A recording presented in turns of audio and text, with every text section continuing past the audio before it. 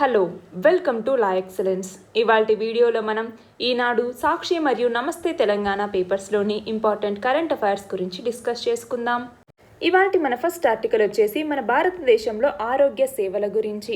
Corona వచ్చిన తర్వాత మన దేశంలో ఆరోగ్య సంస్థలు అలాగే ఆరోగ్య సేవల యొక్క పరిస్థితి ఎలా ఉంది అన్నటువంటిది తెలిసిపోయింది. జాతీయ ఆరోగ్య పథకం NHM అంటాము, నేషనల్ హెల్త్ మిషన్. దీనిని ఎప్పుడు తీసుకొచ్చారు? 2013వ సంవత్సరంలో గవర్నమెంట్ ఆఫ్ ఇండియా ఈ నేషనల్ హెల్త్ మిషన్ అన్నటువంటి దాన్ని తీసుకురావటం జరిగింది. ఈ నేషనల్ హెల్త్ మిషన్ ఏదైతే ఉందో దీని కింద నేషనల్ హెల్త్ రూరల్ మిషన్ అనేసి అలాగే నేషనల్ హెల్త్ అర్బన్ మిషన్ అనేసి రెండు రకాలుగా ఉంటాయన్నమాట. ఈ పథకంలో అంతర్భాగమైనటువంటి ఆరోగ్య నిర్వహణ సమాచార యంత్రాంగం అన్నటువంటిది కొన్ని గణాంకాలను విడుదల చేయటం జరిగింది. ఈ యంత్రాంగం అన్నటువంటిది 2019వ సంవత్సరం మార్చి నుంచి 2020వ సంవత్సరం మార్చి వరకు కూడా ఆరోగ్య సేవల యొక్క స్థితిగతులు ఎలా ఉన్నాయి అన్నట్టుగా వివరించటం జరిగింది. కేంద్ర ఆరోగ్య శాఖ అన్నటువంటిది NHM పరిధిలో దేశమంతటా కూడా దాదాపు 2 లక్షల ప్రాథమిక ఆరోగ్య సేవా కేంద్రాలు, జిల్లా ఆసుపత్రులు అందించేటటువంటి చికిత్సా సౌకర్యాల్ని సమీక్షిస్తూ ఉంటుంది. కోవిడ్ రోగులకి చికిత్స అందించాల్సినటువంటి బాధ్యత కూడా ఈ ఆరోగ్య సేవా కేంద్రాలు మరియు జిల్లా ఆసుపత్రుల మీదే పడుతూ ఉన్నాయి. కాబట్టి ఇతర వ్యాధులకు అందించే వైద్య సేవలు అనేవి దెబ్బతింటూ ఉన్నాయి. దీని కింద పోలియో, క్షయ లాంటి వ్యాధి నివారణ టీకాలు వేసే కార్యక్రమం, కోవిడ్ ఏదైతే టీకా కార్యక్రమం మొదలుపెట్టిందో ఆ ఒత్తిడితో అస్తవ్యస్తంగా మారింది అన్నట్టుగా ఇక్కడ చెప్తూ ఉన్నారు. అంతేకాకుండా ప్రసూతి వైద్యం, మాతా శిశు సంరక్షణ సేవలు, క్యాన్సర్, హృద్రోగాలకి సంబంధించి, మూత్రపిండాల వ్యాధుల యొక్క చికిత్సకు సంబంధించి కూడా ఆటంకాలు అనేవి ఎదురవుతూ ఉన్నాయి. కాబట్టి బాలలు మరియు పిల్లల మరణాలు కూడా భారత్లో ఎక్కువగా నమోదవుతున్నాయి అన్నట్టుగా చెప్పటం జరిగింది. గత 3 ఏళ్లలో కేంద్రం అన్నటువంటిది ఈ నేషనల్ హెల్త్ మిషన్ కింద రాష్ట్రాలకి మొత్తం 79,404 కోట్ల రూపాయలని కేటాయించింది. ఈ నిధుల్లో అత్యధిక వాటా అన్నటువంటిది ఉత్తరప్రదేశ్కి వెళ్ళింది.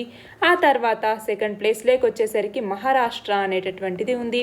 కానీ కోవిడ్ మీద పోరులో చూస్తే ఆ 2 రాష్ట్రాలు మాత్రం తక్కువ ప్లేసెస్లో ఉన్నాయి. అంటే ఎక్కువ కేసెస్ నమోదవుతున్నటువంటి వాటిలో ఈ 2 ప్లేసెస్ అనేవి ఉన్నాయి.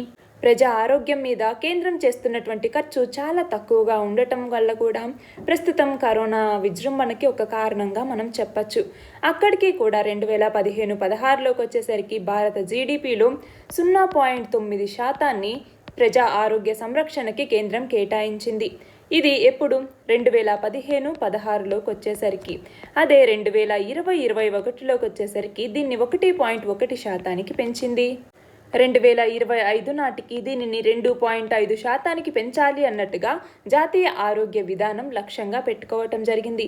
అయినా కూడా ప్రస్తుత పరిస్థితుల్ని దృష్టిలో ఉంచుకొని ఈ కేటాయింపుల్ని పెంచాలి అన్నట్టుగా ఈ ఆర్టికల్ అన్నమాట. ఇక్కడ క్వశ్చన్ చూడండి. జాతీయ ఆరోగ్య సంరక్షణ మిషన్ లేదా దీన్ని ఆయుష్మాన్ భారత్ అనేసి ప్రధానమంత్రి జన్ ఆరోగ్య యోజన అని కూడా పిలుస్తూ ఉన్నాం. ఇందాక మనం చెప్పుకున్న నేషనల్ హెల్త్ మిషన్ అన్నటువంటిది వేరు, ఈ ప్రధానమంత్రి జన్ ఆరోగ్య యోజన లేదా జాతీయ ఆరోగ్య సంరక్షణ మిషన్ అన్నటువంటిది వేరు. ఈ జాతీయ ఆరోగ్య సంరక్షణ మిషన్ లేదా ఆయుష్మాన్ భారత్ లేదా ప్రధానమంత్రి జన్ ఆరోగ్య యోజన అన్నటువంటి దాన్ని ఎప్పుడు తీసుకొచ్చారు? 2018వ సంవత్సరంలో తీసుకురావటం జరిగింది. దీని కింద 5 లక్షల రూపాయల హెల్త్ ఇన్సూరెన్స్ని పర్ ఫ్యామిలీకి ప్రతి సంవత్సరానికి ప్రొవైడ్ చేయటం జరుగుతుంది. దాదాపు 10.74 కోట్ల మంది వల్నరబుల్ ఫ్యామిలీస్కి ఇందులో ఇంక్లూడ్ చేశారు. అంటే దాదాపు 40 కోట్ల మంది అన్నట్టుగా మనం చెప్పచ్చు అనమాట. అంతేకాకుండా గర్ల్ చైల్డ్కి, ఉమెన్కి, సీనియర్ సిటిజన్స్కి ఇక్కడ ప్రయారిటీని ఇస్తారు. అంతేకాకుండా public and empanelled private hospitals అన్నింటిలో కూడా ఫ్రీ ట్రీట్మెంట్ అనేది అవైలబుల్గా ఉంటుంది. అన్ని ప్రీ ఎగ్జిస్టింగ్ డిసీజెస్ కూడా ఇందులో కవర్ అయి ఉంటాయి. అంతేకాకుండా సెకండరీ మరియు టెర్షియరీ కేర్ హాస్పిటలైజేషన్ని అందించటం జరుగుతుంది. అలాగే ఎలిజిబుల్ బెనిఫిషియరీస్ వాళ్ళ యొక్క సర్వీసెస్ని అక్రాస్ ద ఇండియా యూజ్ చేసుకోవచ్చు. క్యాష్లెస్ అలాగే పేమెంట్లెస్ యాక్సెస్ అనేటువంటిది వాళ్ళకి ఉంటుంది. అలాగే ఆరోగ్య మిత్ర అన్నటువంటి దాన్ని ఎంపానల్డ్ హాస్పిటల్స్లో సపోర్ట్ కోసం ఉంచటం జరిగింది. ఇది ఆయుష్మాన్ భారత్ పథకం గురించి. మన నెక్స్ట్ ఆర్టికల్ వచ్చేసి రీసెంట్గా ఇజ్రాయెల్ మరియు హమాస్ మధ్య కొన్ని రోజులుగా ఘర్షణలు కొనసాగుతూ ఉన్నాయి. అలాంటి వాటి మధ్య శాంతి స్థాపన వైపుగా రావటం కోసం ఒక కాల్పుల విరమణ ఒప్పందం అనేది జరిగింది. ఈ ఒప్పంద నిబంధనల మీద అంత స్పష్టత లేకపోయినా కూడా ప్రస్తుతం 2 దేశాల మధ్య సయోధ్యను కుదుర్చేందుకు చాలా దేశాలు ప్రయత్నిస్తూ ఉన్నాయి. అయితే ప్రస్తుతం ఇజ్రాయెల్కి మరియు హమాస్కి మధ్య ఏవైతే గొడవలు వచ్చాయో వాటిని తగ్గించాలి, ఇక్కడ శాంతి ఒప్పందం మీరు చేసుకోండి అన్నట్టుగా ఈజిప్ట్ అలాగే అమెరికా కూడా ఒత్తిడి తీసుకురావటం జరిగింది. దాంతో ఇజ్రాయెల్ సరే మేము కాల్పుల విరమణ ఒప్పందానికి ఒప్పుకుంటున్నాము అన్నట్టుగా చెప్పడం జరిగింది. అంతేకాకుండా ఈ తాజా కాల్పుల విరమణ ఒప్పందం కేవలం ఇజ్రాయెల్కి హమాస్కి మధ్య మాత్రమే జరిగింది. అయితే తూర్పు జెరూసలేం సమీపంలో ఉన్నటువంటి షేక్ జరా నుంచి పాలస్తీనా ప్రజల్ని ఖాళీ చేయించే విషయం మీద త్వరలోనే ఇజ్రాయెల్ సుప్రీంకోర్టు ఒక తీర్పు చెప్పబోతోంది. ఈ అంశం మీద తీర్పు వెలువడిన తర్వాత మళ్ళీ సంక్షోభం వచ్చేటటువంటి ప్రమాదం కూడా ఉంది అన్నట్టుగా ఇక్కడ ఇవ్వటం జరిగింది. అయితే ఇక్కడ చూడండి, రీసెంట్గా ఇజ్రాయెల్ అన్నటువంటిది తన యొక్క ఐరన్ డోమ్ డిఫెన్స్ సిస్టమ్ని యూజ్ చేసి దాదాపు ఇజ్రాయెల్ వైపు వచ్చేటటువంటి 90% ఏదైతే అటువైపు హమాస్ అన్నటువంటి వాళ్ళు ప్రయోగం చేపట్టారో ఆ మిసైల్స్ని సమర్థవంతంగా ఎదుర్కోగలిగింది అన్నట్టుగా చెప్పటం జరిగింది. అయితే ఇక్కడ చూడండి, ఇజ్రాయెల్ యొక్క ఐరన్ డోమ్ డిఫెన్స్ సిస్టమ్ అనేది ఎలా పనిచేస్తుంది అన్నటువంటిది ఇది ఆల్రెడీ మనం ఇంతకు ముందు చదువుకున్నాం. మళ్ళీ ఒకసారి చూడండి, ఇక్కడ 3 పార్ట్స్ అనేవి ఉంటాయి. ఒకటి మొబైల్ కంట్రోల్ యూనిట్ MCU అన్నటువంటిది, రెండవది MMR మల్టీ మిషన్ రాడార్ అన్నటువంటిది, మూడవది వచ్చేసి లాంచర్ అన్నటువంటిది. ఫస్ట్ మొబైల్ కంట్రోల్ యూనిట్ అన్నటువంటిది వేరే వాళ్ళు రాకెట్ కనుక ప్రయోగం జరిపితే అది ఏ ట్రాజెక్టరీలో వస్తోంది, దాని యొక్క ఇంపాక్ట్ అనేది ఎలా ఉంటుంది అన్నట్టుగా చూసుకొని దానికి సంబంధించి మల్టీ మిషన్ రాడార్కి ఇది పంపిస్తుంది.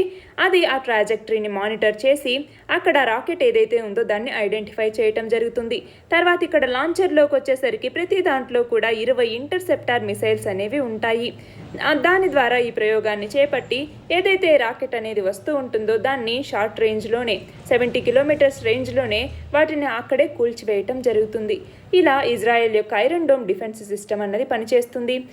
మనం ఇప్పుడు రష్యా నుంచి దిగుమతి చేసుకునేటటువంటి S-400 మిసైల్స్ ఏవైతే ఉన్నాయో ఇవి కూడా ఈ కేటగిరీకి చెందినవే. ఇక్కడ క్వశ్చన్ చూడండి, ఇజ్రాయెల్తో సరిహద్దును పంచుకుంటున్నటువంటి దేశాలేవి? ఇజ్రాయెల్తో ఏమేం సరిహద్దును పంచుకుంటూ ఉన్నాయి? ఒకటి వచ్చేసి సినాయ్ పెనిన్సులా అన్నటువంటిది ఈజిప్ట్కి సంబంధించింది. ఈజిప్ట్ అన్నటువంటిది ఒక కంట్రీ. రెండవది వచ్చేసి జోర్డాన్, మూడవది వచ్చేసి లెబనాన్, నాలుగవది వచ్చేసి సిరియా. ఈ 4 దేశాలు కూడా ఇజ్రాయెల్తో సరిహద్దును పంచుకుంటున్నటువంటి దేశాలు. మన నెక్స్ట్ ఆర్టికల్ వచ్చేసి పోషకాహారం గురించి. మన దేశంలో వైద్య రంగం అభివృద్ధి కోసం 1983వ సంవత్సరంలోనే జాతీయ ఆరోగ్య విధానాన్ని ప్రకటించటం జరిగింది. అందరికీ ఆరోగ్య సేవలు అందించేలాగా ప్రభుత్వం ఈ కార్యాచరణను ప్రారంభించటం జరిగింది. దీంట్లో కొన్ని మార్పులు చేస్తూ చేర్పులు చేస్తూ దానికి సవరణలు కూడా చేపట్టడం జరిగింది. అనారోగ్యానికి పోషకాహారం లేకపోవటం ప్రధాన కారణంగా ఉంటుంది కాబట్టి దాని యొక్క నివారణ కోసం ప్రభుత్వం జాతీయ పోషకాహార ఉద్యమాన్ని కూడా చేపట్టింది. సరైన పోషణను అందించేందుకే పోషణ్ అభియాన్ అన్నటువంటి పేరుతో ఒక కార్యక్రమాన్ని కూడా తీసుకురావటం జరిగింది. ఈ కార్యక్రమం కింద మన దేశంలో ఆకలిని, పోషకాహార లోపాన్ని అధిగమించేందుకు పంచవర్ష ప్రణాళికల్లో కూడా తగినంత వ్యూహాల్ని భారత ప్రభుత్వం అమలు చేసింది. వ్యవసాయ అభివృద్ధితో ఆహార ఉత్పత్తిని పెంచి ప్రజా పంపిణీ వ్యవస్థ ద్వారా నిత్యావసర సరుకుల్ని అందిస్తూ ఉన్నారు. అలాగే కుటుంబ ఆహార భద్రత యొక్క మెరుగుదల కోసం కొనుగోలు శక్తి పెంచుకోవటంతో పాటు రాయితీల్ని కూడా అందిస్తూ ఉన్నారు. అలాగే మధ్యాహ్న భోజన పథకం అనేసి, సమగ్ర శిశు అభివృద్ధి పథకం అనేసి ఇలా అనుబంధ పోషకాహార కార్యక్రమాల్ని కూడా చేపడుతూ ఉన్నారు. సమగ్ర జాతీయ పోషకాహార ప్రణాళికల మీదే జాతీయ పోషకాహార మిషన్ ఫలితం అనేది ఆధారపడి ఉంటుంది. అంతేకాకుండా వ్యాధి నిరోధక టీకాల్ని వేయించటం, అనుబంధ పోషకాహారాన్ని అందించటం, తల్లిపాల విశిష్టతను తెలియజేసే కార్యక్రమాల్ని చేపట్టడం ఇవన్నీ కూడా జాతీయ పోషకాహార ప్రణాళికలో కీలకంగా ఉన్నాయి. 1993వ సంవత్సరంలో జాతీయ పోషకాహార విధానాన్ని ప్రవేశపెట్టి తర్వాత 1997లో ఆహార పోషణ మండలిని ఏర్పాటు చేయటం జరిగింది. అందరికీ పోషకాహారం అందించాలి అన్నటువంటి లక్ష్యంతో ప్రభుత్వ సంస్థలు, ప్రభుత్వేతర సంస్థలు మరియు స్వచ్ఛంద సంస్థల యొక్క సమన్వయంతో ముందుకు వెళ్ళాలి అన్నట్టుగా జాతీయ కార్యాచరణ ప్రణాళిక అన్నది సూచించింది. అయినప్పటికీ కూడా మన దేశంలో చిన్నారులు, బాలింతలు, గర్భిణులతో పాటు యువకులు, వృద్ధులకు కూడా తగినటువంటి పోషకాహారం అనేది లభించటం లేదు. కాబట్టి ప్రజల్లో ఆరోగ్యం మీద అవగాహన పెంచుతూ ఆరోగ్యవంతమైనటువంటి జీవనానికి అవసరమైనటువంటి ప్రాథమిక సౌకర్యాల్ని కల్పించేందుకు ప్రభుత్వాలు అధిక ప్రాధాన్యతనివ్వాలి. అలాగే మన దేశంలో ఏదైతే జనాభా పెరుగుదల, పేదరిక రేఖ దిగువన ఎక్కువ మంది ఉండటం, పోషకాహార లోపంతో బాధపడే వాళ్ళ సంఖ్య, ఇలాంటి అంశాలన్నింటినీ దృష్టిలో పెట్టుకొని ఆరోగ్య రంగానికి బడ్జెట్ కేటాయింపులు అనేవి పెంచాలి. అంతేకాకుండా ఆరోగ్య సమస్యల మీద అపోహల్ని తొలగించి గ్రామీణుల్లో చైతన్యాన్ని కల్పించాలి. సురక్షితమైనటువంటి మంచినీరు, పారిశుద్ధ్య సౌకర్యం, స్వచ్ఛమైనటువంటి గాలి, పోషకాహారం ఇవన్నీ కూడా అందరికీ అందేలాగా కృషి చేస్తూ వివిధ విధానాలతో ముందుకు సాగితేనే మన భారతదేశం ఆరోగ్యపరంగా ముందుంటుంది అన్నటువంటిది ఈ ఆర్టికల్. ఇక్కడ క్వశ్చన్ చూడండి, జీరో హంగర్ గురించి తెలిపేటటువంటి సుస్థిరాభివృద్ధి లక్ష్యం ఏమిటి? SDG అంటాం. ఏ SDG జీరో హంగర్ గురించి తెలుపుతుంది? SDG 2 అన్నటువంటిది. ఇక్కడ ఈ పిక్చర్ చూడండి, ఫుడ్ సేఫ్టీ మరియు న్యూట్రిషన్కి సంబంధించి సస్టైనబుల్ డెవలప్మెంట్స్లో చూస్తే ప్రతి గోల్లో కూడా ఏవైతే మనకి 17 గోల్స్ ఉన్నాయో ఈ 17 గోల్స్లో కూడా న్యూట్రిషన్ అన్నటువంటిది ప్రతి దాంట్లో కూడా భాగంగానే ఉంది. మంచి న్యూట్రిషన్ని అందించటం ద్వారా హై లేబర్ ప్రొడక్టివిటీ అనేది ఉంటుంది. లాంగర్ హెల్దియర్ లైఫ్స్ని మనం సంపాదించుకోవచ్చు. దాన్ని మనం నెంబర్ 1 నో పావర్టీ కింద చూసుకుంటాం. జీరో హంగర్ అన్నటువంటిది డైరెక్ట్గా దీని గురించి చెప్తుంది. గుడ్ హెల్త్ మరియు వెల్బీయింగ్కి ఇది అవసరం. క్వాలిటీ ఎడ్యుకేషన్ కావాలి అన్నా కూడా సఫిషియెంట్ న్యూట్రిషన్ డైట్ లేకుండా లెర్నింగ్ అబిలిటీ అనేది మనకు రాదు, కాబట్టి అది కూడా అవసరమే. జెండర్ ఈక్వాలిటీకి సంబంధించి న్యూట్రిషన్ అన్నటువంటిది ఉమెన్లో, చిల్డ్రన్లో ఇంప్రూవ్ అవుతేనే వాళ్ళ యొక్క జెండర్ ఇన్ఈక్వాలిటీస్ని తగ్గించుకోవటానికి వీలవుతుంది అన్నట్టుగా. క్లియర్ వాటర్ శానిటేషన్కి సంబంధించి, డీసెంట్ వర్క్ ఎకనామిక్ గ్రోత్కి సంబంధించి, అఫోర్డబుల్ క్లీన్ ఎనర్జీకి సంబంధించి కూడా గుడ్ న్యూట్రిషన్ని కనుక అందిస్తే దానివల్ల హెల్దీ ఫుడ్కి డిమాండ్ అనేది పెరుగుతుంది. దాని ద్వారా క్లీన్ మరియు రెన్యూబుల్ ఎనర్జీ సోర్సెస్కి డిమాండ్ అనేది పెరుగుతుంది అన్నట్టుగా. అలా ప్రతి రంగం మీద ఈ 17 SDGs మీద కూడా న్యూట్రిషన్ అన్నటువంటిది ప్రభావం చూపిస్తుంది. మన నెక్స్ట్ ఆర్టికల్ వచ్చేసి CBI కేంద్ర దర్యాప్తు సంస్థకి డైరెక్టర్గా మహారాష్ట్ర క్యాడర్కి చెందినటువంటి IPS అధికారి అయినటువంటి సుబోధ్ కుమార్ జైస్వాల్ ఈయన నియమితులయ్యారు. ప్రధానమంత్రి నరేంద్ర మోదీ సారథ్యంలో supreme court chief justice NV Ramana, లోక్సభలో విపక్ష నేత అయినటువంటి అధీర్ రంజన్ చౌదరి వీళ్లతో కూడినటువంటి త్రిసభ్య కమిటీ మొత్తం 109 మంది జాబితా నుంచి సుబోధ్ కుమార్ జైస్వాల్ని ఎంపిక చేయటం జరిగింది. బాధ్యతలు చేపట్టిన నాటి నుంచి 2 ఏళ్ల పాటు ఆయన ఈ పదవిలో కొనసాగుతారు. ఇక్కడ క్వశ్చన్ చూడండి, కేంద్ర దర్యాప్తు సంస్థ కొత్త డైరెక్టర్గా ఇటీవల ఎవరు నియమితులయ్యారు? ఎవరు? సుబోధ్ కుమార్ జైస్వాల్. మన నెక్స్ట్ ఆర్టికల్ వచ్చేసి కేంద్ర ప్రభుత్వం అమల్లోకి తీసుకొచ్చినటువంటి కొత్త IT నిబంధనల్ని పాటించడానికి సామాజిక దిగ్గజ మాధ్యమాలైనటువంటి ఫేస్బుక్ మరియు గూగుల్ అంగీకరించడం జరిగింది. అయితే ట్విట్టర్ దీని మీద ఇంకా స్పందించలేదు అన్నట్టుగా ఇక్కడ ఇవ్వటం జరిగింది. దేశీయ, అంతర్జాతీయ వాణిజ్య మండళ్లు ఈ నిబంధనల అమలుని ఏడాది పాటు వాయిదా వేయాలి అని కోరినా కూడా మన కేంద్ర ప్రభుత్వం మాత్రం ఎలాంటి స్పందన ఇవ్వలేదు. అయితే ఇవాల్టి నుంచి కేంద్ర ప్రభుత్వ కొత్త నిబంధనలు పూర్తి స్థాయిలో అమలు కాబోతూ ఉన్నాయి. అయితే దీనికి సంబంధించి నిబంధనలేంటి? ఇక్కడ సామాజిక వేదికలకి భారత ప్రభుత్వం విధించినటువంటి నిబంధనల్ని అమలు చేయటం మా లక్ష్యం అన్నట్టుగా ఫేస్బుక్ కూడా ప్రకటించటం జరిగింది. అయితే ఈ కొత్త నిబంధనలు అమల్లోకి వచ్చిన తర్వాత వాటికి ముడిపడి ఈ సామాజిక మాధ్యమ వేదికలన్నీ కూడా కట్టుబడి ఉండాలి. లేదంటే ఇన్నాళ్ళు వాటికి రక్షంగా నిలుస్తున్నటువంటి మధ్యవర్తి హోదా అన్నటువంటిది ఏదైతే ఉందో ఇది రద్దవుతుంది. అంటే ఫర్ ఎగ్జాంపుల్ ఫేస్బుక్లో ఎవరైనా కూడా ఒక అభ్యంతరకరమైనటువంటి సమాచారాన్ని పెడితే దాన్ని తమ ప్లాట్ఫామ్ మీద ప్రచారం చేసినా కూడా ఫేస్బుక్కి ఏమీ కాదనమాట. పోస్ట్ పెట్టిన వాళ్ళ మీద క్రిమినల్ లేదా ఇతరత్రా చట్టాలకి ఆస్కారం ఉండేది. కానీ ఇప్పుడు ఆ రక్షణ అనేది లేదు. అంటే మధ్యవర్తి హోదా ఏదైతే ఉందో ఇది ఇప్పుడు గనక పాటించకపోతే రద్దవుతుంది అన్నట్టుగా ఈ నిబంధన అనమాట. ఇక్కడ క్వశ్చన్ చూడండి, భారత్లో సామాజిక మాధ్యమాలు, వార్తా సైట్లు మరియు OTT వేదికలకు సంబంధించి ఓవర్ ద టాప్ అంటాము. ఈ OTT వేదికలకు సంబంధించి తీసుకొచ్చినటువంటి నిబంధనల్ని తెలపండి. ఇక్కడ కొన్ని నిబంధనల్ని ఇవ్వటం జరిగింది. మన దేశంలో సామాజిక మాధ్యమాలు, వార్తా సైట్లు మరియు OTT వేదికలకి సంబంధించి కొత్త నిబంధనల్ని ఫిబ్రవరిలోనే కేంద్రం ప్రకటించడం జరిగింది. వీటి ప్రకారం ఆయా సంస్థలు దేశంలో వీటి యొక్క పేరు, చిరునామా, అధికారుల వివరాలు తమ యొక్క యాప్లలో, సైట్లలో స్పష్టంగా తెలియజేయాలి. అలాగే నెటిజన్ల నుంచి వచ్చేటటువంటి ఫిర్యాదుల పరిష్కారానికి దేశీయంగానే అంతర్గత యంత్రాంగాన్ని ఏర్పాటు చేయాలి. నిర్దిష్ట గడువులోగా వాటిని పరిష్కరించాలి. అలాగే అభ్యంతరకరమైనటువంటి కంటెంట్ మీద పర్యవేక్షణ ఉండాలి. వాటి యొక్క తొలగింపు లాంటి వాటి మీద వివరాలు ఏవైతే ఉంటాయో వాటిని నెలకొకసారి కేంద్రానికి అందజేయాలి. అలాగే దేశ సార్వభౌమత్వానికి, రక్షణకి సంబంధించినటువంటి అంశాలకి సంబంధించిన ఏదైనా సమాచారాన్ని కానీ పోస్టింగ్ని కానీ పెడితే వాటి మూలాల్ని ప్రభుత్వానికి తెలియజేయాల్సి ఉంటుంది. అలాగే ఎవరైనా వినియోగదారుల యొక్క సందేశాలని కానీ వాళ్ళ యొక్క అకౌంట్లను కానీ సామాజిక మాధ్యమం అన్నది తొలగిస్తే వాళ్ళకి తమ వాదన వినిపించుకోవటానికి తగిన సమయం అనేది కల్పించాలి. అలాగే సామాజిక మాధ్యమాల మీద వచ్చేటటువంటి ఫిర్యాదుల్ని ప్రభుత్వంలో ఉన్నటువంటి ఒక ఉన్నత స్థాయి కమిటీ అన్నది పర్యవేక్షిస్తుంది. ఇవి వీటికి సంబంధించినటువంటి కొన్ని ముఖ్య నిబంధనలు. మన నెక్స్ట్ ఆర్టికల్ వచ్చేసి సేవ్ లక్షద్వీప్ అన్నటువంటి కార్యక్రమం గురించి. ఏంటి ఈ కార్యక్రమం? మన భారత భూభాగానికి దూరంగా అరేబియా సముద్రంలో ఉండేటటువంటి కేంద్రపాలిత ప్రాంతమైనటువంటి లక్షద్వీప్లో రాజకీయ కార్యకలాపాలు చాలా తక్కువగా ఉంటాయి. ఇది ఒక ప్రముఖ పర్యాటక ప్రాంతంగానే ప్రశస్తి ఉంది. అలాంటిది ఇప్పుడు సేవ్ లక్షద్వీప్ అంటూ ఒక ఉద్యమం అనేది సాగుతోంది. దీనికి ఇతర ప్రాంతాల్లో కూడా మద్దతు అనేది లభిస్తోంది. అదేంటి? కేంద్ర ప్రభుత్వం తమ యొక్క జీవితాలు, జీవనోపాధి మరియు సంస్కృతికి నష్టం కలిగిస్తోంది అన్నట్టుగా వాళ్ళు ఆరోపిస్తూ ఉన్నారు.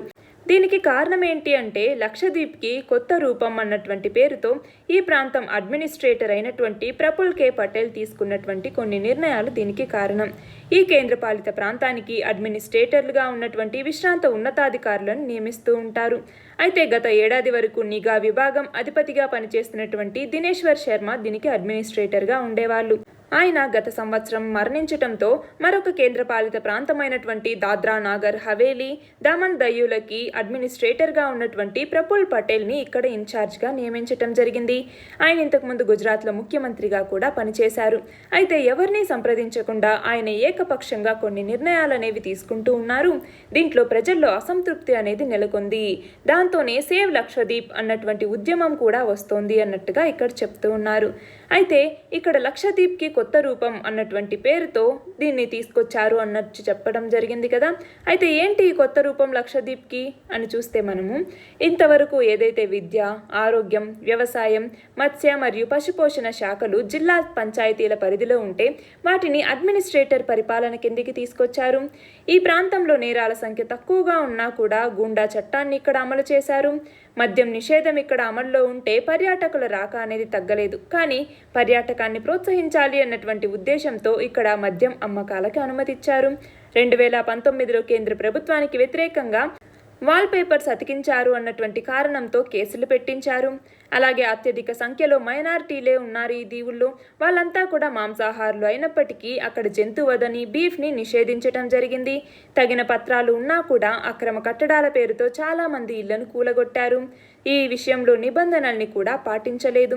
అలాగే కేరళలో ఉన్నటువంటి బైపూర్ నౌకాశ్రయం నుంచి ఇక్కడికి సరుకులు రవాణా అవుతూ ఉంటాయి. కర్ణాటకలో ఉన్నటువంటి మంగళూరు లేవ్ నుంచి వీటిని తెప్పించుకోవాలి అన్నట్టుగా ఆదేశించటం జరిగింది. అంతేకాకుండా పర్యాటక రంగం అభివృద్ధి పేరుతో ఈయన నిరంకుశంగా వ్యవహరిస్తూ ఉన్నారు అన్నట్టు ఆరోపిస్తూ ఉన్నారు. అంతేకాకుండా అక్కడ 3.5 చదరపు కిలోమీటర్లు ఉన్నటువంటి ఒక దీవిని కార్పొరేట్ సంస్థకి అప్పగించడానికి ప్రయత్నాలు చేస్తున్నారు అన్నట్టుగా ఆరోపిస్తూ ఉన్నారు. ఈ అడ్మినిస్ట్రేటర్ని వెనక్కి పిలవాలి అంటూ కేరళ ఎంపీలు కూడా రాష్ట్రపతికి వినతి పత్రాల్ని పంపించటం జరిగింది. ఇక్కడ క్వశ్చన్ చూడండి, సేవ్ లక్షద్వీప్ అన్నటువంటి ఉద్యమం గురించి తెలపండి అన్నప్పుడు మనం ఇదంతా రాస్తాం. మన నెక్స్ట్ ఆర్టికల్ వచ్చేసి క్లౌడ్ టెక్నాలజీని ఉపయోగించుకొని America, Britain, France, Germany, Australia, New Zealand ఇలా ఈ దేశాలన్నీ కూడా అదనంగా $414 బిలియన్ లాభాల్ని జత చేసుకున్నాయి అన్నట్టుగా ఇన్ఫోసిస్ సర్వే తెలిపింది. క్లౌడ్ వినియోగానికి మరియు వ్యాపార వృద్ధికి ఉన్నటువంటి సంబంధాన్ని గురించి ద ఇన్ఫోసిస్ క్లౌడ్ రాడార్ 2021 అనేటటువంటిది వెల్లడించింది. మొత్తం 6 దేశాల్లో ఈ America, France, Germany, Britain, Australia మరియు న్యూజిలాండ్ ఈ దేశాల్లో 6 దేశాల్లో ప్రతినిధులతో ఇన్ఫోసిస్ నాలెడ్జ్ ఇన్స్టిట్యూట్ అన్నటువంటిది ఈ సర్వేని చేపట్టింది. ఇక్కడ క్వశ్చన్ చూడండి, ఎడ్జ్ కంప్యూటింగ్ అంటే ఏమిటి వివరించండి. ఎడ్జ్ కంప్యూటింగ్ అంటే ఏంటి? ఏదైతే సెంట్రలైజ్డ్ అలాగే కనెక్టెడ్ నెట్వర్క్ సెగ్మెంట్స్ అంటే డ్రాప్ బాక్స్, జీమెయిల్ ఇలా సెంట్రలైజ్డ్ నెట్వర్క్ సెగ్మెంట్స్ ఏవైతే ఉంటాయో వాటి నుంచి కాకుండా ఇండివిజువల్ సోర్సెస్ అంటే ల్యాప్టాప్స్, ట్యాబ్లెట్స్ ఇలాంటి ఎండ్ పాయింట్స్ ఏవైతే ఉంటాయో వాటి నుంచి డేటా క్యాప్చర్ చేసుకుని ఆ డేటాని అనలైజ్ చేసి డేటా సెంటర్కి కానీ క్లౌడ్కి కానీ పంపించేటటువంటి కంప్యూటింగ్ నెట్వర్క్నే మనం ఎడ్జ్ కంప్యూటింగ్ అనేసి పిలుస్తూ ఉంటాము. ఈ ఎడ్జ్ కంప్యూటింగ్లో డేటా అన్నటువంటిది లోకల్గానే అనలైజ్ చేయబడుతుంది. అది స్టోర్ చేసే దాని దగ్గరికి క్లోజ్గా రియల్ టైంలోనే లేటెన్సీ అనేది లేకుండా ఇది అనలైజ్ చేస్తుంది. దీని యొక్క అడ్వాంటేజెస్ ఏంటి అంటే డేటా అన్నది క్విక్గా ప్రాసెస్ అవుతుంది, కంటెంట్ డెలివరీ అన్నటువంటిది ఫాస్ట్గా జరుగుతుంది.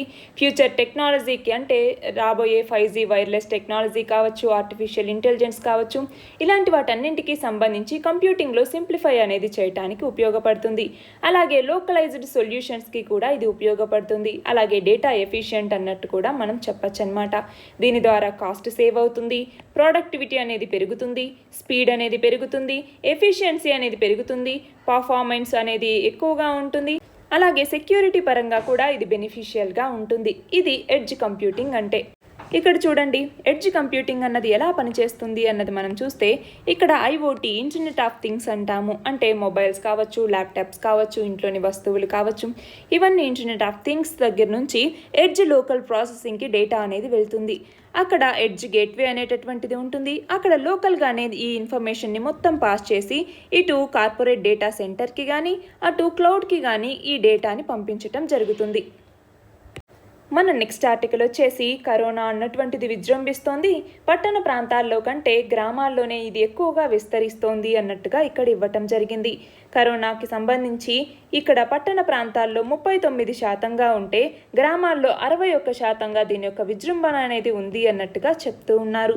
దీనికి కారణాలు ఏంటి అంటే చాలామందికి వైరస్ సోకినప్పటికీ కూడా ఎవరికి చెప్పకుండా తిరగటం, వైరస్ సోకిన వాళ్ళలో కొందరు 2 వారాల పాటు ఇంట్లో ఉండకుండా బయటికి వస్తూ ఉండటం, ఆటోలు, ట్రాక్టర్లు లాంటి వాహనాల్లో పరిధికి మించి గుంపులుగా ప్రయాణాలు చేస్తూ ఉండటం, పుట్టినరోజు లాంటి వేడుకలు జరుగుతూ ఉండటం, అధిక సంఖ్యలో వాటికి హాజరవుతూ ఉండటం, అలాగే హోటళ్లు, టీ దుకాణాల వద్ద గుంపులుగా ఉండటం, బ్యాంకులు, ప్రభుత్వ కార్యాలయాల వద్ద భౌతిక దూరం అనేది పాటించట్లేదు, మద్యం దుకాణాల వద్ద బారులు తీరుతూ ఉన్నారు, ఉపాధి, వ్యవసాయేతర పనులకు వెళ్లే కూలీలు కోవిడ్ జాగ్రత్తలు పాటించటం లేదు, గ్రామాల్లోని కూడళ్లలో పాత రోజుల్లాగే అందరూ కలుస్తూ ఉన్నారు. ఇవన్నీ కూడా వైరస్ అన్నటువంటిది గ్రామాల్లో ఎక్కువగా ఉండటానికి కారణాలుగా ఉన్నాయి. ఇక్కడ క్వశ్చన్ చూడండి, వివిధ ఔషధాలకు అనుమతులు ఇచ్చేటటువంటి భారత ఔషధ నియంత్రణ మండలి లేదా DCGI అన్నటువంటిది ఏ శాఖ కింద పనిచేస్తుంది? Ministry of health and family welfare లేదా కేంద్ర ఆరోగ్య మరియు కుటుంబ సంక్షేమ మంత్రిత్వ శాఖ కింద ఈ DCGI లేదా భారత ఔషధ నియంత్రణ మండలి అన్నది పనిచేస్తుంది. మన దేశంలో డ్రగ్స్కి సంబంధించి వాటి యొక్క మ్యానుఫ్యాక్చరింగ్కి, సేల్స్కి, ఇంపోర్ట్కి మరియు డిస్ట్రిబ్యూషన్కి కూడా ఈ DCGI అన్నటువంటిది స్టాండర్డ్స్ని సెట్ చేయటం జరుగుతుంది. మన నెక్స్ట్ ఆర్టికల్ వచ్చేసి ఏదైతే తూర్పు మధ్య బంగాళాఖాతంలో విస్తరించినటువంటి వాయుగుండం బలపడి తుఫానుగా మారిందో దాని పేరుని యాస్ అన్నటువంటి పేరుగా ఒమన్ దేశం అన్నది పెట్టడం జరిగింది. ఈ యాస్ తుఫాన్ అన్నటువంటిది ఒడిశాలో ఉన్నటువంటి భద్రక్ జిల్లాలో దామ్రా ఓడరేవు సమీపంలో తీరాన్ని దాటనుంది అన్నట్టుగా భారత వాతావరణ విభాగం ప్రకటించటం జరిగింది. ఇప్పటికే 11 లక్షల మందిని సురక్షిత ప్రాంతాలకి తరలించారు. ఇలా మన దేశంలో ఏవైనా విపత్తులు నెలకొన్నప్పుడు వాటికి పనిచేయటం కోసం ఇప్పుడు వీళ్ళందరినీ వేరే ప్రాంతాలకు తరలించడం కావచ్చు, అక్కడ సహాయ కార్యక్రమాలు చేపట్టడానికి వీటికి ప్రతి స్టేట్కి కూడా స్టేట్ డిజాస్టర్ రెస్పాన్స్ ఫోర్స్ అనేది ఉంటుంది. నేషనల్ లెవెల్లో అయితే నేషనల్ డిజాస్టర్ రెస్పాన్స్ ఫోర్స్ అనేటటువంటిది ఉంటుంది. ఇక్కడ క్వశ్చన్ చూడండి, national disaster response force NDRF అంటాము. ఈ నేషనల్ డిజాస్టర్ రెస్పాన్స్ ఫోర్స్ ఏ చట్టం కింద ఏర్పాటు చేశారు? ఏ చట్టం కింద? డిజాస్టర్ మేనేజ్మెంట్ చట్టం అంటాము. ఎప్పుడు తీసుకొచ్చారు ఈ చట్టాన్ని? 2005వ సంవత్సరంలో తీసుకొచ్చారు. ఈ డిజాస్టర్ మేనేజ్మెంట్ యాక్ట్ కింద నేషనల్ డిజాస్టర్ రెస్పాన్స్ ఫోర్స్ అన్నటువంటి దాన్ని ఏర్పాటు చేయటం జరిగింది. అంతేకాకుండా నేషనల్ డిజాస్టర్ రెస్పాన్స్ ఫండ్ అన్నటువంటిది కూడా ఉంటుంది. దాని నుంచే ఇది మనీని ఆయా రాష్ట్రాలకు ఇవ్వటం జరుగుతుంది. మన నెక్స్ట్ ఆర్టికల్ వచ్చేసి 7 రాష్ట్రాల్లో దాదాపు 143 ఖేలో ఇండియా కేంద్రాల్ని నెలకొల్పాలి అన్నట్టుగా కేంద్ర క్రీడల మంత్రిత్వ శాఖ నిర్ణయించింది. వీటి కోసం 14.39 కోట్ల రూపాయల బడ్జెట్ని కేటాయించబోతున్నారు. ప్రతి కేంద్రానికి కూడా ఒక ఆటను అప్పగించబోతున్నారు. అంటే ఈ 143 కేంద్రాల్లో కొన్ని ఆటల్ని విభజించి దీంట్లో ఈ గేమ్ అన్నట్టుగా గేమ్స్ని విభజించటం జరుగుతుంది. దీని ద్వారా 2028 ఒలింపిక్స్లో భారత్ని టాప్ 10 దేశాల్లో ఒకటిగా నిలబెట్టడం దీని యొక్క లక్ష్యం. ఇక్కడ క్వశ్చన్ చూడండి, ఖేలో ఇండియా పథకం కింద టాలెంటెడ్ ప్లేయర్స్ ఎవరైతే ఉంటారో వాళ్ళకి 8 సంవత్సరాల పాటు ఎంత ఆర్థిక సహాయాన్ని అందజేస్తారు? ఈ పథకం కింద ఎంపికైనటువంటి ప్రతి టాలెంటెడ్ ప్లేయర్కి కూడా 5 లక్షల రూపాయలని ప్రతి సంవత్సరం అలా 8 సంవత్సరాల పాటు అందజేయటం జరుగుతుంది. ఇక్కడ చూడండి, ఖేలో ఇండియా కింద ఫీల్డ్ డెవలప్మెంట్ అనేది జరుగుతుంది, అలాగే కమ్యూనిటీ కోచింగ్ డెవలప్మెంట్ అనేది జరుగుతుంది. స్టేట్ లెవెల్ ఖేలో ఇండియా సెంటర్స్ని ఏర్పాటు చేస్తారు. యాన్యువల్ స్పోర్ట్స్ కాంపిటీషన్ జరుగుతుంది.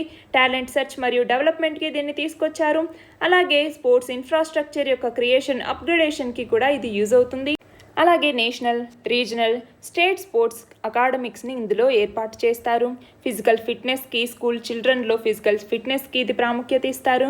అలాగే ఉమెన్ స్పోర్ట్స్కి సంబంధించి స్పోర్ట్స్ని పీపుల్లో డిసబిలిటీస్ ఉన్నటువంటి వాళ్ళకు కూడా ఈ స్పోర్ట్స్ ప్రమోషన్ అనేది చేయటం, పీస్ మరియు డెవలప్మెంట్కి స్పోర్ట్స్ని యూజ్ చేయటం, అలాగే రూరల్ మరియు ఇండిజినస్ అలాగే ట్రైబల్ గేమ్స్ ఏవైతే ఉంటాయో వాటిని ప్రమోట్ చేయటం ఈ ఖేలో ఇండియా యొక్క ముఖ్య లక్ష్యాలు. మన నెక్స్ట్ ఆర్టికల్ వచ్చేసి వైఎస్ఆర్ వాహన మిత్ర గురించి. ఈ వైఎస్ఆర్ వాహన మిత్ర పథకం అమలు కోసం గత ఏడాది కంటే ఈసారి 15% మేర లబ్ధిదారులు పెరుగుతారు అన్నట్టుగా రవాణా శాఖ అంచనా వేస్తోంది. ఈ పథకం కింద అర్హులైనటువంటి ఆటో, టాక్సీ, మ్యాక్సీ క్యాబ్ డ్రైవర్లకి 10,000 రూపాయల చొప్పున ఆర్థిక సహాయం అందజేస్తారు. 2021-22కు గాను ఈ పథకం కింద 3.15 లక్షల మందికి ఆర్థిక సహాయాన్ని అందజేయబోతూ ఉన్నారు.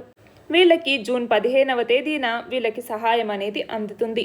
ఇక్కడ క్వశ్చన్ చూడండి, వైఎస్ఆర్ వాహన మిత్ర పథకం గురించి తెలపండి. ఈ వైఎస్ఆర్ వాహన మిత్ర పథకాన్ని 2019-20 సంవత్సరంలో తీసుకురావటం జరిగింది.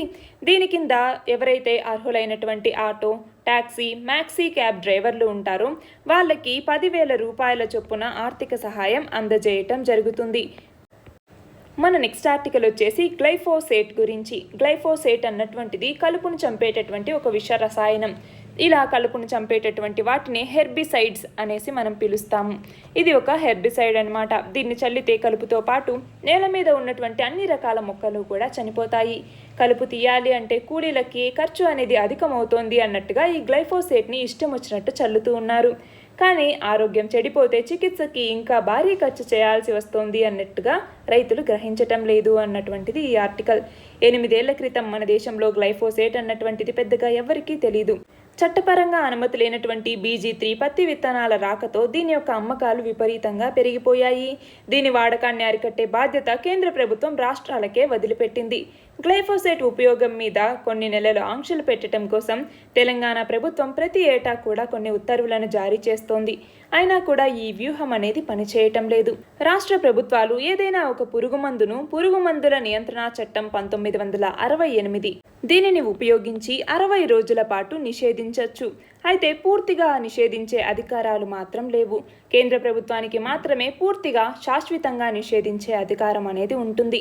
అయితే కేరళ, సిక్కిం రాష్ట్రాల మాదిరి కొన్ని అధికరణల ద్వారా రాష్ట్రాలకి కూడా అవకాశం అనేది ఉంది. కేరళ రాష్ట్రం ఈ విధంగానే ఎండోసల్ఫాన్ మీద చర్యలు చేపట్టింది. గ్లైఫోసేట్ మీద కూడా పూర్తిగా నిషేధం అక్కడ ఉంది. అయితే తెలంగాణ ప్రభుత్వం ఆ అవకాశాన్ని నిర్లక్ష్యం చేసింది. ఇచ్చిన ఉత్తర్వులలో కూడా చాలా లొసుగులు ఉండటంతో ఈ గ్లైఫోసేట్ని అడ్డుకోలేకపోతోంది. అయితే చట్టవిరుద్ధమైనటువంటి కలుపు మందును తట్టుకునే BG3 పత్తి విత్తనాలు అందుబాటులో ఉన్నంతకాలం ఈ తాత్కాలిక ఆంక్షలు అనేవి పనిచేయవు. కాబట్టి ముందుగా BG3 విత్తనాల తయారీదారుల మీద అలాగే విక్రయదారుల మీద క్రిమినల్ చర్యలను చేపట్టాలి.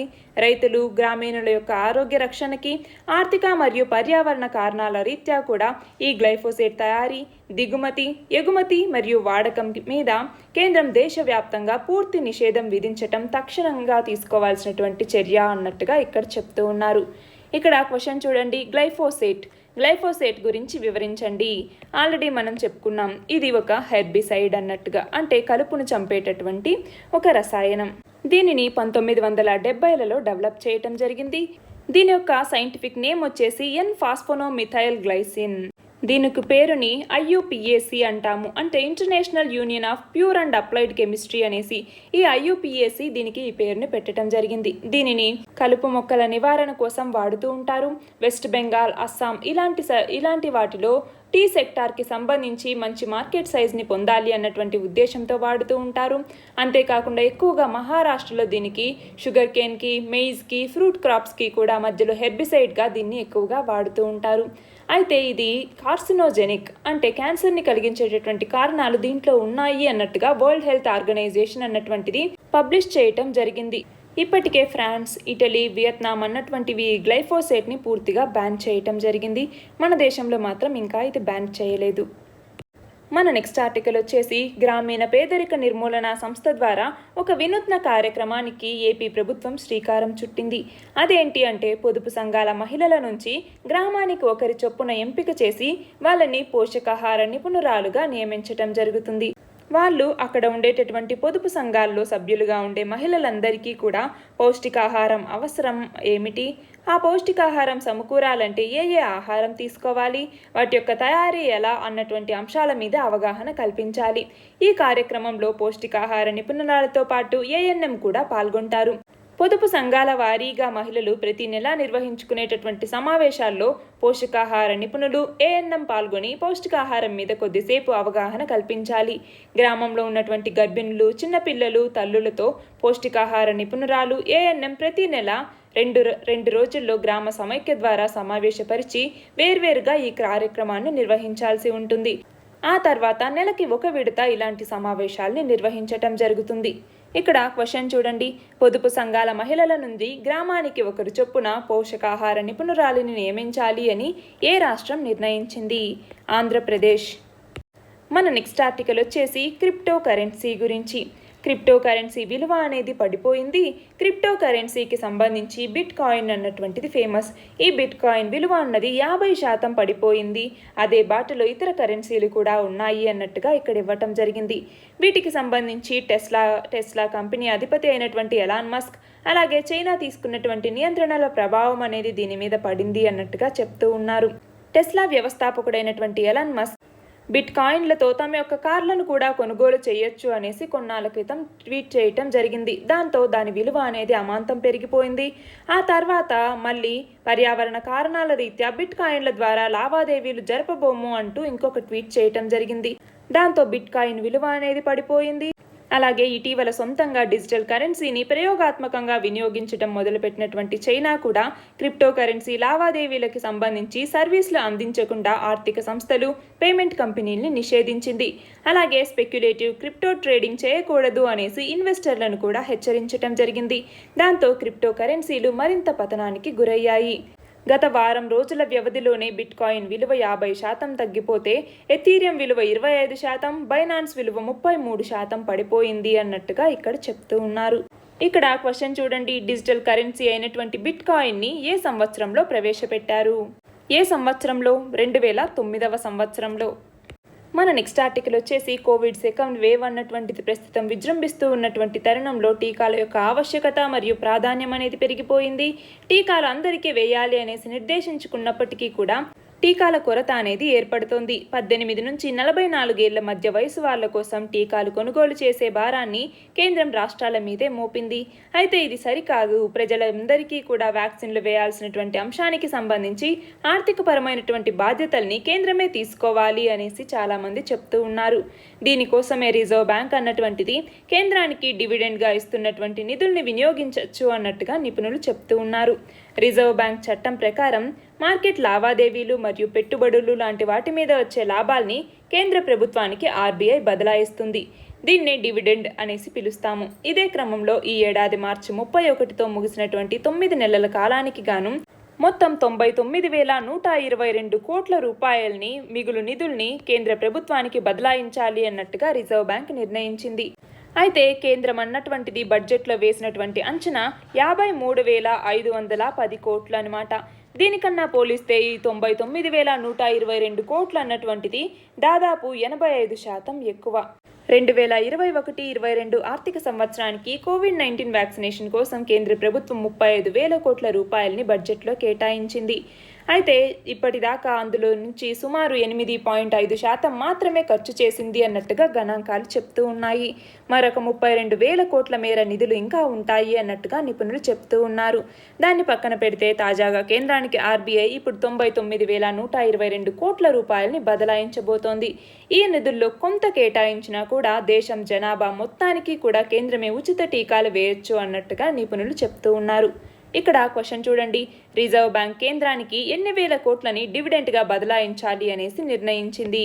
ఎన్ని వేల కోట్లు? 99,122 కోట్ల రూపాయలని బదలాయించాలి అన్నట్టుగా నిర్ణయం తీసుకుంది.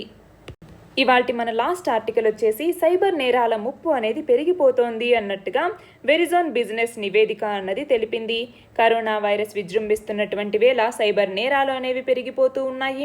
డేటా చౌర్యానికి సంబంధించి 2021 నివేదిక ప్రకారం ఫిషింగ్ దాడులు 11%, ర్యాన్సమ్వేర్ దాడులు 6% పెరిగాయి అన్నట్టుగా చెప్తూ ఉన్నారు. డిజిటల్ నేరగాళ్లు ప్రధానంగా డబ్బు కోసం ప్రయత్నిస్తూ ఉండటంతో పాటు కొత్తగా డిజిటల్ టెక్నాలజీకి కూడా వేగంగా మారిపోతూ ఉన్నారు. దాదాపు 29,000 కేసుల్ని పరిశీలిస్తే అందులో 5,200 కేసుల్లో డేటా చౌర్యం జరిగింది అన్నట్టుగా ఈ నివేదిక చెప్తోంది. అంతేకాకుండా ఈ డేటా చౌర్యం కారణంగా వ్యాపార వర్గాలకి సగటున $21,659 మేర నష్టం వాటిల్లింది అన్నట్టుగా చెప్తున్నారు. 95% సందర్భాల్లో నష్టం $826 నుంచి $6,53,587 దాకా ఉంది అన్నట్టుగా వివరించటం జరిగింది. ఈ నివేదికలో తెలంగాణ ప్రభుత్వం, హైదరాబాద్ సెక్యూరిటీ క్లస్టర్ ఈ రూపకల్పనలో సహకారాన్ని అందించాయి. ఇక్కడ క్వశ్చన్ చూడండి, సైబర్ భద్రతకై భారత ప్రభుత్వం తీసుకొచ్చినటువంటి వివిధ కార్యక్రమాలను తెలపండి. ఏమేమి ఇనిషియేటివ్స్ తీసుకొచ్చింది సైబర్ భద్రత కోసం? సైబర్ సురక్షిత్ భారత్ ఇనిషియేటివ్ అనేసి, సైబర్ స్వచ్ఛతా కేంద్ర అనేసి, ఐటీ చట్టం అనేసి, ఇలా చాలా తీసుకొచ్చింది కదా. అవేంటో ఒకసారి చూద్దాం. ఒకటి వచ్చేసి సైబర్ సురక్షిత్ భారత్ ఇనిషియేటివ్, రెండవది వచ్చేసి సైబర్ స్వచ్ఛతా కేంద్ర, మూడవది వచ్చేసి online cyber crime reporting portal, నాలుగవది వచ్చేసరికి I4C Indian cyber crime coordination centre అంటాము, ఐదవది వచ్చేసరికి NCIIPC అంటే national critical information infrastructure protection centre అంటాము, ఆరవది వచ్చేసరికి ఇన్ఫర్మేషన్ టెక్నాలజీ చట్టం 2000, అలాగే ఏడవది వచ్చేసరికి నేషనల్ సైబర్ పాలసీ 2017. మన ఇండియా అన్నటువంటిది డిజిటల్ అడాప్టింగ్కి సంబంధించి సెకండ్ ఫాస్టెస్ట్ కంట్రీగా ఉంది, దాదాపు 17 మోస్ట్ డిజిటల్ ఎకానమీస్తో పోల్చుకుంటే. అలాంటప్పుడు సైబర్ భద్రత కోసం మరిన్ని చర్యలు కట్టుదిట్టంగా తీసుకోవాల్సినటువంటి అవసరం భారత ప్రభుత్వానికి ఉంది. నిన్నటి క్వశ్చన్ వచ్చేసి వ్యవసాయం మీద 3 సంవత్సరాల వర్క్ ప్రోగ్రామ్ అగ్రిమెంట్ని ఇటీవల భారతదేశం ఏ దేశంతో కుదుర్చుకుంది? ఏ దేశంతో? ఇజ్రాయెల్ దేశంతో 3 సంవత్సరాల వర్క్ ప్రోగ్రామ్ అగ్రిమెంట్ని భారతదేశం కుదుర్చుకోవటం జరిగింది. 2 దేశాలు కూడా Indo Israel agricultural project centre of excellence, అలాగే Indo Israel village of excellence వీటిని అమలు చేస్తూ ఉన్నాయి. ఈ 2 దేశాల మధ్య వ్యవసాయంలో ఎప్పటికప్పుడు పెరుగుతూ ఉన్నటువంటి భాగస్వామ్యాన్ని ముందుకు తీసుకెళ్లటం, 2 ప్రభుత్వాలు కూడా వ్యవసాయంలో తమ యొక్క సహకారాన్ని పెంపొందించుకోవటం కోసం, అలాగే వ్యవసాయ సహకారంలో అభివృద్ధి కోసం 3 సంవత్సరాల యొక్క పని కార్యక్రమ ఒప్పందం మీద సంతకం చేశాయి. ఇవాల్టి క్వశ్చన్ వచ్చేసి ఇటీవల జరిగిన 74వ ప్రపంచ ఆరోగ్య అసెంబ్లీకి ఎవరు అధ్యక్షత వహించారు? దీని ఆన్సర్ కమెంట్ సెక్షన్లో ఇవ్వండి. కరెక్ట్ ఆన్సర్ రేపటి వీడియోలో చూద్దాం. All the very best and thank you very much.